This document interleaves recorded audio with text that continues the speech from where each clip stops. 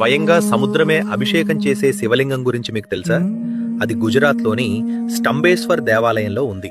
ఇక్కడ రోజుకు ఖచ్చితంగా 2 సార్లు సముద్రం గర్భగుడిలోకి ప్రవేశించి శివలింగానికి జలాభిషేకం చేస్తుంది. శతాబ్దాలుగా ఇదే విధంగా జరుగుతూనే ఉంది. ఇక్కడ ఉన్న ఈ శివలింగాన్ని స్వయంగా శివుడి కుమారుడైన కుమారస్వామి ప్రతిష్ఠించారనే విషయం స్కంద పురాణంలో ఉంది. కుమారస్వామి తారకాసురుని సంహరించిన తర్వాత తీవ్రమైన పశ్చాత్తాపంతో నిండిపోయాడు. ఎందుకంటే తారకాసురుడు కూడా శివునికి గొప్ప భక్తుడే. ఆ మనోవేదన నుంచి కుమారస్వామిని విముక్తి చేయడానికి విష్ణు భగవానుడు ఒక పవిత్ర స్థలంలో శివలింగాన్ని ప్రతిష్ఠించి మహాశివుడిని ఆరాధించమని చెప్తాడు. ఆ పవిత్ర స్థలమే మహీనది, అరేబియా సముద్రం కలిసే ఈ ప్రాంతం. ప్రతిరోజు అలలు ఎగసి వచ్చి ఆలయపు మెట్లను గర్భగుడిని ముంచి అక్కడ ఉన్న శివలింగానికి జలాభిషేకం చేస్తాయి.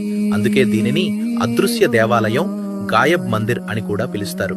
శతాబ్దాలుగా ఉప్పు నీటిలో తడుస్తున్నప్పటికీ ఆ శివలింగానికి ఇప్పటికీ చెక్కుచెదరలేదు. కుమారస్వామి పశ్చాత్తాపం, మహావిష్ణువు మార్గదర్శకం, మహాదేవుని కరుణ ఇవన్నీ కలిసిన ఆలయమిది.